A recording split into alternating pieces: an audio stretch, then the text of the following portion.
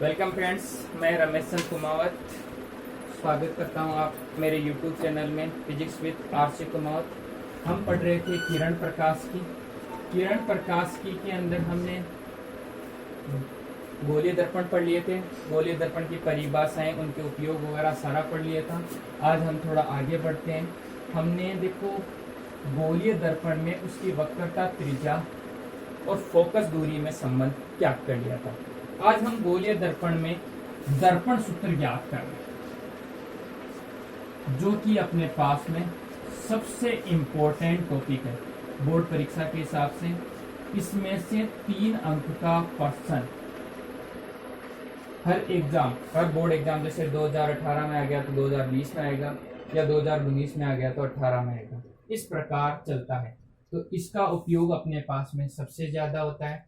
इसको अपन दर्पण सूत्र कह सकते हैं, या फिर कह सकते हैं बिंब दूरी, प्रतिबिंब दूरी, फोकस दूरी में संबंध। अब मैं आपको बताऊंगा बिंब दूरी क्या होती है, प्रतिबिंब दूरी क्या होती है, फोकस दूरी क्या होती है, कैसे हम इसको हल करते हैं, तो इस पर पूरा विचार विमर्श करेंगे। तो दोस्तों बने रहिए मेरे साथ। अपन ने ले लिया यह एक अवतल दर्पण है। पता कैसे लगा? इस दर्पण के बाहर की ओर पॉलिश की हुई हो और इसका परावर्तक पृष्ठ अंदर की ओर झुका हुआ हो, तो उसे हम कहते हैं अवतल दर्पण। इस अवतल दर्पण में ये हमारे पास में ध्रुव है, ये हमारे पास में फोकस बिंदु है, और ये हमारे पास में वक्रता केंद्र है। हम यहाँ पे दर्पण सूत्र ज्ञात करना चाहते हैं। अब दर्पण सूत्र होता क्या है? किसी दर्पण की फोकस दूरी और उससे बनने वाला बिंब और प्रतिबिंब के बीच का सूत्र। अब देखो, हमने यहाँ पे एक वस्तु रख ली, मान लो यहाँ हमारे पास में कहीं अनंत हो सकता है, तो C और अनंत के बीच में हमने एक वस्तु रख ली, वस्तु का नाम दे दिया हमने A। इससे अपने पास में पहले किरण चित्र बनाए। किरण चित्र कैसे बनेगा? इसके लिए हमने क्या किया, इस वस्तु के B बिंदु से दर्पण पर प्रकाश किरण आपतित करा, और आपतित करा के इसको फोकस बिंदु से होकर गुजार देते हैं। यह हमारे पास में प्रकाश किरण परावर्तित हो जाती है। यह हमारे पास दर्पण का पहला नियम था, जिसमें हम कहते हैं कि यदि कोई प्रकाश किरण दर्पण पर आपतित होती है तो परावर्तन के पश्चात फोकस बिंदु से होकर गुजरती है। दूसरा नियम हमारे पास में है कि जब कोई प्रकाश किरण दर्पण के फोकस बिंदु से होती हुई दर्पण पर आपतित होती है तो परावर्तन के पश्चात मुख्य अक्ष के समांतर गुजर जाती है। पर उसका हमारे पास में उपयोग नहीं है दोस्तों, इसलिए उसको अपन नहीं बना रहे। तीसरा अपने पास में जो नियम था वो ये कह रहा था कि यदि कोई प्रकाश किरण दर्पण के ध्रुव पर आपतित होती है, दर्पण के ध्रुव पर आपतित होती है, तो परावर्तन के पश्चात आपतन कोण और परावर्तन कोण, यानी ये वाला कोण और ये वाला कोण क्या होगा? बराबर। इसलिए मैं दोनों को आई लिख रहा हूं, बराबर होते हैं। और यहाँ अपने पास में दोनों प्रकाश किरणें एक दूसरे को प्रतिच्छेद कर रही है। जहां दोनों किरणें एक दूसरे को प्रतिच्छेद करेगी वहां वस्तु का प्रतिबिंब बनेगा। इसके लिए हमने तीर का निशान लगा दिया, और ये वस्तु का प्रतिबिंब हो गया A डैश B डैश। इस पर हम तीर की दिशा दे दें कि प्रकाश किरण इधर से आई और इधर गुजर रही है, और इस पर भी हम तीर का निशान बना दें। अब अपन इसका क्या क्या चीज है, ये हमारे पास में प्रतिबिंब है। प्रतिबिंब की अगर हम दूरी मापें, हम हमेशा देखो जो दूरी मापने का काम करते हैं वो हम हमेशा दर्पण के ध्रुव से नापते हैं, और ये दूरी हो जाएगी, क्योंकि दर्पण के सामने की दूरी है इसलिए माइनस की V दूरी हो जाएगी।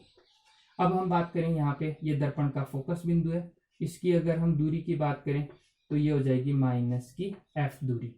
ये अपने पास वस्तु रखी है, वस्तु कहाँ है? दर्पण से अपने पास यहाँ रखी है। इसकी अगर हम दूरी की बात करें तो ये हो जाएगी माइनस का U दूरी। ये अपने पास में वस्तु है। अब हमको क्या करना था, देखो दर्पण सूत्र निकालें, चाहे UVF अपने पास में आ गया, UVF, इनके बीच में हमको संबंध ज्ञात करना है। इसी को हम दर्पण सूत्र कहते हैं। अब देखो हमारे पास में जब बोर्ड परीक्षा में सवाल आता है तो पहले हमको क्या करना होता है? किरण चित्र बनाना होता है। किरण चित्र हमने बना लिया, अब इसके अंदर कुछ लिखना होता है। अब लिखने की चीज क्या है? मैं बोल के सुना रहा हूँ आपको, लिख नहीं रहा हूँ, क्योंकि लिखने के काम में फिर बोर्ड छोटा पड़ जाएगा और फिर डेरिवेशन पार्ट नहीं हो पाएगी। तो देखो लिखने की क्या चीज है, अपन इसमें लिखेंगे चित्रानुसार AB एक वस्तु है जिससे कोई प्रकाश किरण दर्पण पर आपतित होती है, और इसका प्रतिबिंब A डैश B डैश दर्पण के सामने उल्टा, इससे उल्टा है वास्तविक वस्तु से। वास्तविक क्यों? क्योंकि दोनों प्रकाश किरणें वास्तव में एकत्रित हो रही है।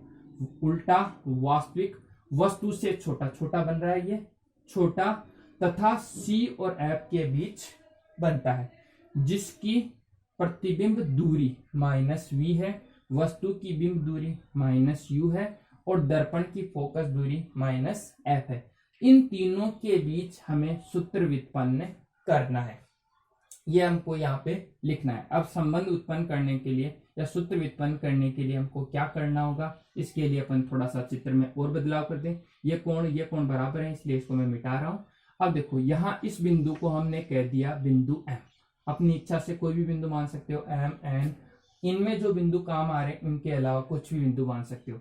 इससे हमने क्या किया, इस पर एक लंब डाला, इस रेखा पर लंब डाला और लंब डाल के इस बिंदु को कह दिया हमने N बिंदु। M, N अपने पास में इस मुख्य अक्ष पर एक लंब है। लंब क्यों डाला हमने? क्योंकि हम जब FVM इनका मान ज्ञात करना चाहते हैं तो इनका मान हम त्रिकोणमिति से ज्ञात करेंगे। किससे ज्ञात करेंगे दोस्तों? त्रिकोणमिति से। और त्रिकोणमिति कभी भी हम लागू करते हैं तो उसके लिए समकोण त्रिभुज होना जरूरी है। कौन सा त्रिभुज होना चाहिए? समकोण त्रिभुज। और समकोण त्रिभुज बनाने के लिए हमने बिंदु M से N पर एक लंब डाल दिया, जिससे अपने पास FMN एक समकोण त्रिभुज बन जाता है। जब ये समकोण त्रिभुज बन जाता है तो अपन इसका मान ज्ञात कर सकते हैं। अब इसका मान कैसे ज्ञात करेंगे, बने रहे हैं अपन साथ में। अब देखो करना क्या है आपको, इसके अंदर हमको क्या करना है, ये 3 राशियां हैं, इन 3 राशियों में हमको 2-2 के जोड़े बनाने हैं। 3 राशियों में क्या करना है दोस्तों?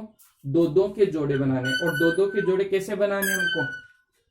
2-2 के जोड़े हमको ऐसे बनाने हैं कि F और V काम आ जाए, या फिर V और U काम आ जाए, या F और U कोई भी 2 राशियां काम आ जाए। तो इनको काम में लेते हुए हमको दूरियों को मापन करना है। तो देखो अपने पास में देखो एक त्रिभुज तो बन रहा है ABP, त्रिभुज बन रहा है ABP।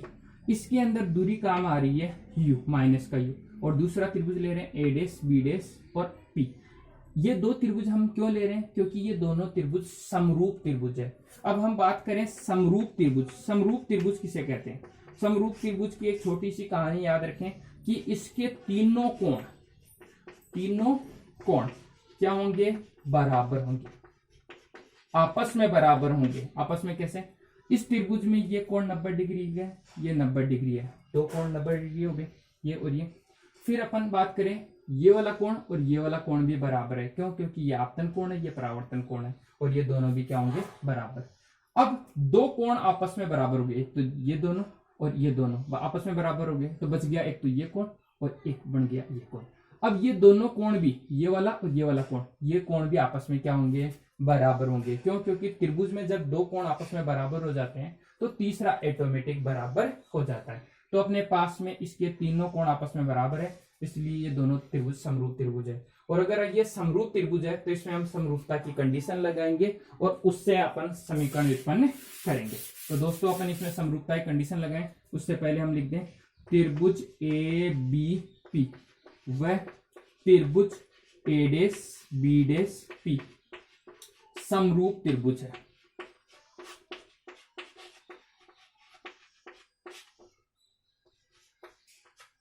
अब समरूप त्रिभुज है तो इसमें समरूपता की कंडीशन लगा दें, यानी समरूपता की स्थिति लगाने पर। अब इसमें समरूपता की स्थिति लगाएंगे तो क्या मान होगा इसमें? देखो जब समरूपता की कंडीशन लगाते हैं तो समरूप त्रिभुज की क्या विशेषता होती है कि इन दोनों त्रिभुजों में कोई भी 2 भुजाओं का आपस में अनुपात बराबर होगा। यानी इसमें ये देखो आपका AB और A', दो क्या है? लंब, यानी AB बराबर होगा A', के। पर ये बराबर कैसे होंगे? अनुपात के रूप में। तो AB और A', ले लिया। दूसरी अनुपात के रूप में राशि हम ले रहे हैं इनका हर। क्यों? क्योंकि हर के बीच में हमको संबंध लाना है। तो यहां हर आ जाएगा AP और यहां आ जाएगा अपने पास A',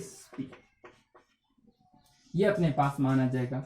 अब देखो अपने पास AP भुजा तो है माइनस का U, A', भुजा है अपने पास माइनस का V, और ये दोनों ही हमको ज्ञात करनी है। AB अपने पास में ये भुजा है जिसका अभी हमको मान की जरूरत नहीं है। A', B' अपने पास में ये भुजा है, इसका मान की भी हमें हमको कोई जरूरत नहीं है। तो इन दोनों को हम एक जगह कर लेते हैं, यानी इसको हम हल करके ऐसे लिख सकते हैं ए बी, और इसको पक्षांतरित करके इधर लिख देंगे ए डेस बी डेस बराबर हो जाएगा ए पी बटे ए डेस पी।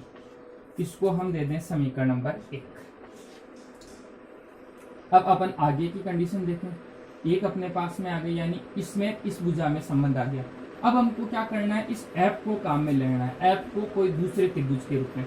तो यहाँ देखो अपने पास में फिर दो त्रिभुज बन रहे हैं जो समरूप है। देखो कौन से त्रिभुज, ए डेस बी डेस एफ और एफ एम एन, ये दोनों त्रिभुज क्या है, समरूप है। कैसे, इसमें देखो ये आपका 90 डिग्री है, इसमें भी ये 90 डिग्री है, बराबर हो गया। ये वाला कोण और ये वाला कोण आपस में बराबर हो गए। क्यों, क्योंकि ये दोनों कोण है शीर्षाभिमुख, यानी इनका जो शीर्ष भाग है वो तो एक बिंदु है, पर इनका मुंह एक दूसरे के विपरीत है, इसलिए इनको कहते हैं शीर्षाभिमुख कोण। तो दोनों बराबर है, और बचा हुआ तीसरा कोण ऑटोमेटिक बराबर हो जाता है। तो ये दोनों त्रिभुज क्या होंगे, समरूप त्रिभुज। इनमें भी हम समरूपता की कंडीशन लगाते हैं। तो हम लिख लेंगे त्रिभुज ए डेस बी डेस और पी, सॉरी एफ, ए डेस बी डेस एफ व त्रिभुज एफ एम एन। पूरी लाइन, सिर्फ लाइन कर रहा हूँ समझने के लिए कि इनमें समरूपता की कंडीशन लगा दी। अब समरूपता की कंडीशन लगाएंगे तो सीधा सा है अपने पास में इसका लंब, यानी ए डेस बी डेस, इसके लंब के बराबर होगा एम एन के बराबर इस, और इसका आधार यानी ए डेस एफ, और इसका आधार हो जाएगा एफ एन, बराबर हो जाएंगे। अब हमको पता है कि ये रेखा, ये जो किरण है वो इसके समांतर है, इसके समांतर होने से ए बी भुजा किसके बराबर हो जाएगी, एम एन के। यानी हम कह सकते हैं चूंकि एम एन बराबर को ए बी, अगर ये इसके बराबर है तो इसका मान इसमें रख दें हम। तो इसका मान इसमें रखेंगे तो देखो क्या मान होगा, अपन लिख सकते हैं ए बी, एम एन की जगह हम लिख देंगे ए बी। तो यहाँ आ जाएगा ए dash B dash upon A days F बराबर, यहाँ आ जाएगा ए बी अपॉन, यहाँ पे आ जाएगा एफ। अब हमको क्या करना है, इसके अंदर जो आवश्यक राशि नहीं है उसको हटा दें। देखो यहाँ A B upon A dash B dash काम का नहीं है, यहाँ पे भी A dash B dash upon A B काम का नहीं है। तो इन दोनों को बराबर कर दे तो ये ऑटोमेटिक हट जाएंगे। तो इसको अपन क्या करें, इसको इसके हर में लिए एफ एन बटे ए डेस एफ, यानी इसको अपने क्या किया, तिरछा विस्थापित कर दिया। इसको यहाँ लिया है हम, और इसको उठा के यहाँ लिया, तो यहाँ आ जाएगा A B upon A dash B dash. इसको दे दें हम समीकरण नंबर 2। अब आप देखो समीकरण 1 और समीकरण 2 में, समीकरण 1 का LHS समीकरण 2 के RHS के बराबर है, और अगर ये बराबर है तो इन दोनों को मैं बराबर विस्थापित कर दूं, यानी इसका RHS इसके LHS के बराबर होगा। तो यहाँ मान आ जाएगा AP upon A days P बराबर हो जाएगा FN बटे ए डेस एफ। अब अपने को क्या करना है, अब अपने पास मान आ गया, इसमें मान रखेंगे चित्र से। तो हम लिख सकते हैं चित्र से मान रखने पर, चित्र से मान रखने पर, और चित्र से मान रखेंगे तो क्या होगा, देखो दोस्तों ए पी, ये यहाँ से यहाँ तक की भुजा, इसका मान क्या है माइनस का v बटे ए डेस पी यानी यहाँ से यहाँ तक की दूरी, इसका मान है माइनस का v बराबर एफ एन, ये यहाँ से यहाँ तक की दूरी, ये आ गई अपने पास में माइनस का एफ। ए डेस एफ ये वाली भुजा है।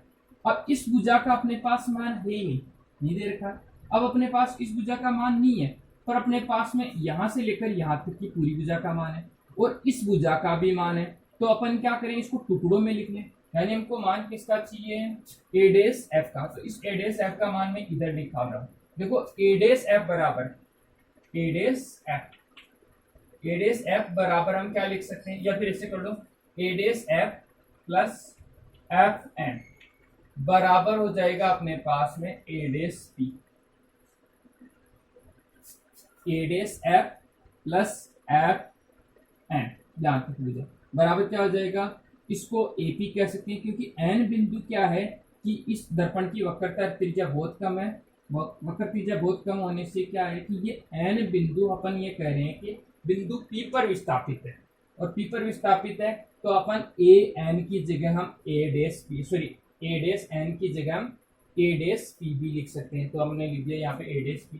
हमको मान किसका चाहिए यहाँ पे a डैश f का, तो a डैश f बराबर हो जाएगा a dash p minus f n। ये मान अपन यहाँ पे रख दें, इसका मान अपन यहाँ पे रखेंगे तो ये आ जाएगा a dash p minus F N, और इसका वापस चित्र से मान रखेंगे तो यहाँ देखो माइनस से माइनस कट जाएगा तो यहाँ आ जाएगा u अपॉन v, और यहाँ आ जाएगा माइनस का f बटे a डैश p यहाँ से यहाँ तक की दूरी, यह आए माइनस की v, फिर माइनस का चिन्ह एफ एन यहाँ से यहाँ तक की दूरी, और ये है अपने पास में माइनस का f। इसको हल कर लें अपन, यहाँ u अपॉन v, ये तो ऐसे कैसे माइनस का f बटे माइनस का v, और माइनस माइनस गुणा कर हो जाएगा प्लस का f। अब इसको वज्र गुणा कर लें, वज्र गुणा या कह सकते हैं तिरछा गुणा, इसको इधर तो इसको इधर गुणा करेंगे तो u ऐसे कैसे माइनस का v प्लस f बराबर हो जाएगा v, और यहाँ माइनस का f है, तो ये आ जाएगा माइनस का f। गुणा कर लें अपन, ये यहाँ से गुणा होगा माइनस का uv और ये प्लस का uf बराबर माइनस का vf। अब इस पूरे समीकरण में हम क्या करते हैं, UVF तीनों का भाग दे देते हैं। इसमें हम भाग दे रहे हैं UVF, इसमें भाग दे रहे हैं UVF, और इसमें भाग दे रहे हैं UVF, तीनों का भाग दे देते हैं। तो यहाँ से देखो आपका UV से ये UV कट जाएगा, यहाँ से UF यहाँ से कट जाएगा, यहाँ से VF इसके VF से कट जाएगा। तो यहाँ क्या बचेगा दोस्तों, यहाँ 1/f प्लस यहाँ बच जाएगा 1/v बराबर यहाँ बच जाएगा 1/u। थोड़ा सा इसको अरेंज कर लें, व्यवस्थित कर लें, व्यवस्थित करने पर इसको तो इधर लिया, इसको इधर लिया, तो यह आ जाएगा 1/u प्लस 1/v बराबर 1/f। यही अपने पास में मित्रों आपका दर्पण समीकरण है, जो कि बहुत आसान है। अगर इसको स्टेप बाय स्टेप हल करेंगे तो आसानी से आपका उत्तर आ जाएगा। और इनमें अगर आप चित्र बनाने में एक बार चूक गए, समरूप त्रिभुज ढूंढने में अगर चूक गए, तो सारी डेरिवेशन गलत हो जाएगी, आपका 3 अंक का सवाल गलत हो सकता है। तो आपको बस थोड़ा सा इसमें एक ही चीज़ ध्यान रखनी है, इस समरूप त्रिभुज हमको कौन से छांटनी है, बस वो समरूप त्रिभुज छांट लो। बाकी की सिंपल सी मैथमेटिक्स है, जिसको आप 10वीं क्लास के मैथमेटिक्स के रूप में हल कर सकते हैं। आपका ये वीडियो तैयार है, ठीक है। आप अगर मान लो इसको संभाल के रखना चाहो तो इसको स्क्रीन शॉट ले लो, और बाकी का हम इसकी आवर्धन क्षमता और निकाल लेते हैं। इसको मिटा दूं मैं,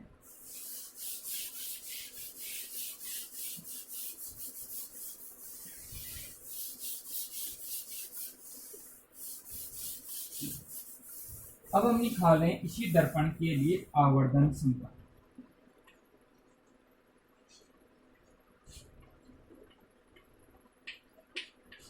इसको हम स्मॉल m से प्रदर्शित करते हैं। आवर्धन क्षमता क्या होती है, कोई भी दर्पण है उसके सामने जब हम वस्तु रखते हैं तो वह उससे बनने वाले प्रतिबिंब, यानी वस्तु का जो प्रतिबिंब है उसको कितना बड़ा कर सकता है, बड़ा करने की क्षमता ही उसकी आवर्धन क्षमता कहलाती है। अब ये कैसे ज्ञात करते हैं, इसको अगर हम देखें तो अपन इसमें कह सकते हैं कि किसी वस्तु का बनने वाला प्रतिबिंब और उसमें बिंब का जो अनुपात है, प्रतिबिंब और बिंब का जो अनुपात है उसे ही हम दर्पण की आवर्धन क्षमता कहते हैं। अब ये कैसे निकालेंगे इसको अपन देखें। देखो अपने पास में यहाँ एक वस्तु है जिसकी ऊंचाई हम कह रहे हैं h, और यहाँ वस्तु का प्रतिबिंब बन रहा है जिसकी ऊंचाई हम कह रहे हैं h बेस। तो यहाँ प्रतिबिंब मुख्य अक्ष से नीचे की ओर हो रहा है, यहाँ बिंब ऊपर की ओर है, तो मुख्य अक्ष से नीचे की ओर होने से यहाँ h बेस हो जाता है माइनस का। आपको मैंने चिन्ह परिपाटी इससे पहले वाले वीडियो में बताया था कि मुख्य अक्ष से ऊपर की ऊंचाइयाँ जो भी होती है वो पॉजिटिव होती है, मुख्य अक्ष से नीचे की ओर जो ऊंचाई होती है या गहराई होती है वो नेगेटिव होती है, इसलिए ये माइनस का आ जाता है। इसको दे देते हैं हम समीकरण नंबर 1। ये तो आ गया अपने पास में बिंब और प्रतिबिंब की ऊंचाई के रूप में। पर अपन जब सवाल हल करते हैं इसके, तो उसमें क्या होता है कि ऊंचाइयाँ नहीं दे रखी होती है, दूरियां दी रखी होती है कि हम वस्तु दर्पण से मान लो 20 सेंटीमीटर की दूरी पर रख रहे हैं, तो वस्तु अपने पास में कह देती है कि 3 सेंटीमीटर की है और यह वस्तु दर्पण से 20 सेंटीमीटर दूरी है। तो प्रतिबिंब कहाँ बनेगा, कितना बड़ा बनेगा। तो इनका मान निकालने के लिए अपन देखें तो अपने पास में दूरियों की आवश्यकता होती है। तो दूरियों का मान हम वैसे निकालेंगे जैसे अपन ने पहले निकाला था, यानी हमको यहाँ पे u और v, क्योंकि दूरियां अपने पास में u तो हो जाएगी बिंब दूरी दर्पण से और v हो जाएगी प्रतिबिंब दूरी। किससे निकालेंगे हम, जो अपन ने अभी पहले निकाला था समरूपता के टॉपिक से। तो हम वापस वही दो त्रिभुज लेंगे समरूप त्रिभुज, इसमें कहेंगे हम ए बी और पी व त्रिभुज ए डैश बी डैश और पी समरूप त्रिभुज है। समरूप त्रिभुज है तो इसमें वापस समरूपता की कंडीशन लगा लें। यहाँ अपन कह सकते हैं ए बी बराबर यहाँ आ जाएगा ए डैश बी डैश और यहाँ आ जाएगा अपने पास में ए पी और यहाँ आ जाएगा आपका ए डैश पी। ठीक है, अभी इनका अपन मान रखें तो यहाँ देखो ए डैश बी डैश क्या है, एच डैश है। ए बी अपने पास में है, क्या है अपने पास में, ए बी अपने पास में एच है। इनका मान अपन रखें तो यहाँ से देखो क्या मान आएगा, ये ए डैश पी ऊपर चला जाएगा, A dash P upon A P बराबर आ जाएगा A dash B dash upon A P. चित्र से मान रख दें, चित्र से मान रखने का, चित्र से मान रखेंगे तो देखो ए डैश पी अपने पास में दूरी है यहाँ से यहाँ तक की जो कि है माइनस का बी। ए पी अपने पास में यहाँ से यहाँ तक की दूरी है जो हो जाएगी माइनस का यू बराबर हो जाएगी अपने पास में ए डैश बी डैश ये अपने पास में माइनस का एच डैश अपॉन यहाँ ये दूरी हो जाएगी आपकी एच। ठीक है, अब देखो अपने पास में यहाँ अगर हम दूरियों का मापन करें तो दूरियों में देखो थोड़ी सी चीज अपने को ध्यान रखने की, यहाँ पाए प्लस माइनस चिन्ह का बहुत ज्यादा अंतर आता है और वो हमारे पास में सवाल हल करते टाइम बहुत परेशानी देने वाला होता है। तो थोड़ा सा ध्यान रख लो मित्रों, इसमें थोड़े से समझने की बात है। समझने की बात क्या है कि यहाँ हम दूरियां भी काम ले रहे हैं और ऊंचाइयां भी काम ले रहे हैं। तो यहाँ एक चीज ध्यान रखना, अगर हम ऊंचाई के अंदर अगर पॉजिटिव या नेगेटिव चिन्ह काम में ले रहे हैं तो दूरी में काम में नहीं लेना है, और दूरी में काम में ले रहे हैं तो ऊंचाई में काम में नहीं लेना है। इसलिए मैं यहाँ पे ऊंचाई वाला जो नेगेटिव चिन्ह है वो हटा रहा हूं। वैसे तो यहाँ एच डैश माइनस का होता, पर जब हम दूरियों का यहाँ माइनस चिन्ह काम में ले रहे हैं तो ऊंचाई का काम में नहीं लेना है, ताकि आपकी जब न्यूमेरिकल हल करोगे तो उसमें आपकी परेशानी नहीं है। इसको दे दें हम समीकरण नंबर 2।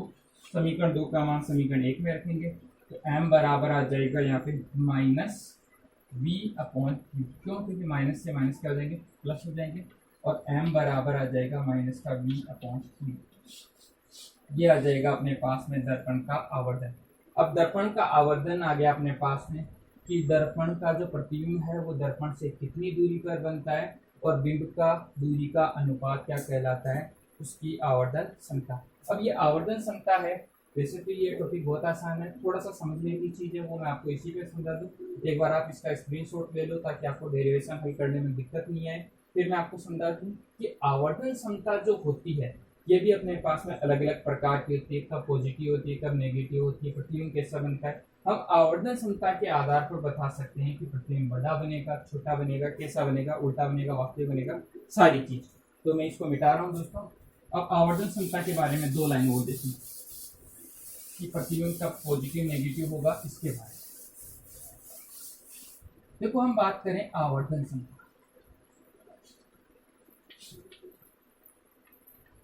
आवर्धन क्षमता हम m की बात कर रहे हैं। देखो m के अगर हम मान देखें तो m के 3 प्रकार के मान हो सकते हैं। m के अपने पास में कितने प्रकार के मान हो सकते हैं, 3 प्रकार के मान हो सकते हैं दोस्तों। 3 प्रकार के मान हम ले रहे हैं। जैसे m का मान अपने पास में पहली कंडीशन है m बराबर 1 ले रहे हैं। m बराबर 1 होता है कि m का मान 1 से कम हो सकता है और दूसरा m का मान 1 से बड़ा हो सकता है। कैसे, आप अपना सूत्र याद रखो। अपने पास में m बराबर था एक तो h डैश माइनस का h डैश अपॉन h, और एक था आपका m बराबर माइनस का v अपॉन q। दोनों से ही अपन काम में ले रहे हैं। अगर h डैश का मान h से ज्यादा होगा, h डैश का मान h से ज्यादा होगा, जैसे इसको अपन समझ लें कि h डैश का मान 5 है, h का मान है 2, तो अपने पास में सीधा सा उत्तर आ गया 2.5। 2.5 1 से बड़ा है तो अपने पास में प्रतिबिंब बड़ा बनेगा। प्रतिबिंब क्या बनेगा, बड़ा।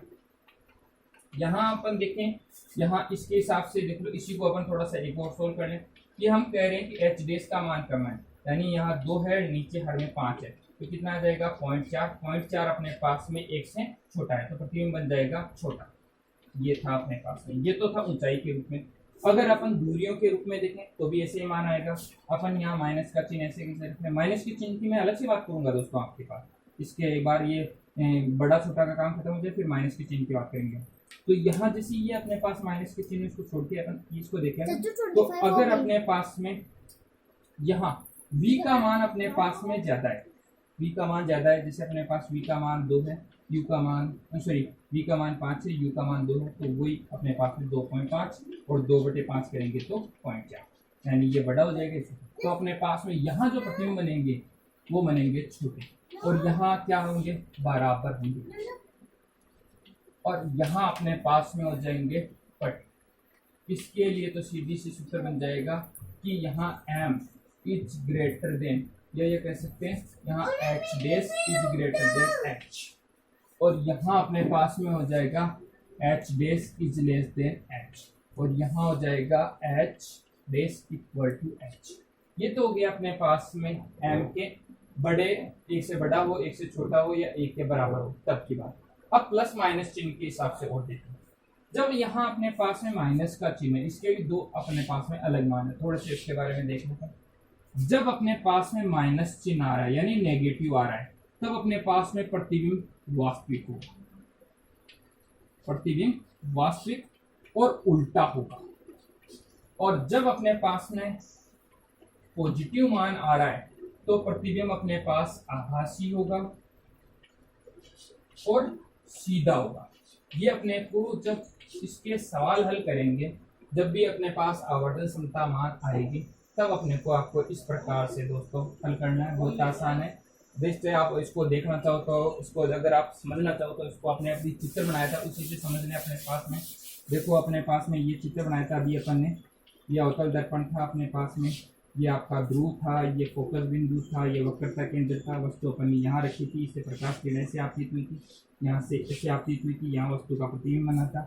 अब देखो यहाँ प्रतिबिंब उल्टा बना था, तो अपने पास में देखो m का जो मान आया था वो आया था माइनस का h डेस अपॉन h, या फिर m बराबर आया था माइनस का v अपॉन u। तो यहाँ चिन्ह कौन सा आया था, माइनस का चिन्ह कौन सा आया था, माइनस का। माइनस में कौन सा आ रहा है, प्रतिबिंब उल्टा था और वास्तविक था, ठीक है, ये आपको चित्र में शो हो रहा है। इसी प्रकार अगर अपन इसको देखें अपन, तो अपने पास में इसको भी चित्र बना के देख लो आप दोस्तों। यहाँ अपने पास में ये ध्रुव है, ये आपका फोकस बिंदु, ये वक्रता केंद्र, वस्तु हमने रखी यहाँ पे AB, इससे प्रकाश किरण यहाँ आपतित हुई, ऐसे गुजर गई, दूसरी प्रकाश किरण ऐसे गुजर गई, और ये पीछे तो आगे तो इधर मिल नहीं सकती क्योंकि दोनों यहाँ तो छोटी है, यहाँ बहुत बड़ी है, तो इधर तो मिलने की संभावना नहीं है, पीछे मिलेगी, पीछे मिल जाएगी, तो अपने पास में ऐसे वस्तु का प्रतिबिंब आ जाएगा। यहाँ आ जाएगा A डेस और B डेस। अब देखो यहाँ अपने पास में देखो H ये है, H डेस ये है। अब H डेस भी प्लस का है, H भी प्लस का है, तो अपने पास M बराबर हो जाएगा H डेस अपॉन H, प्लस का आ जाएगा मान, और प्लस का आते ही सीधा सा है कि दर्पण के पीछे बन रहा है, आभासी प्रतिबिंब है, सीधा है। तो सारी चीज आपके आसानी से इस चित्र से भी क्लियर हो जाती है, और बाकी का आप इनके आधार पर भी मान देख लेते हैं, ठीक है। तो यहाँ तक दर्पण के लिए यही आवश्यक चीजें थी। लगभग अपना दर्पण का टॉपिक कंप्लीट है। अब इसके रह जाते हैं न्यूमेरिकल। तो न्यूमेरिकल का या तो मैं पहले न्यूमेरिकल का वीडियो बना दूंगा, या फिर अपन परावर्तन के आगे बढ़ेंगे। तो परावर्तन के आगे नेक्स्ट टॉपिक होता है अपना अपवर्तन, तो अपवर्तन अपन स्टार्ट कर लेंगे। और अगर आपको मेरा वीडियो अच्छा लगा है तो वीडियो को शेयर कर दीजिए, लाइक कर दीजिए, और कमेंट करके ज़रूर बताइए कि वीडियो में कहाँ आपको ज़्यादा समझ में आया और कहाँ समझ में नहीं आया, उसका अपन समाधान कर लेंगे। और अगर आप मेरा वीडियो पहली बार देख रहे हैं तो चैनल को सब्सक्राइब जरूर करें, और अपने साथी मित्रों से ज़रूर वीडियो की चर्चा करें, ज़्यादा से ज़्यादा चर्चा करें। धन्यवाद।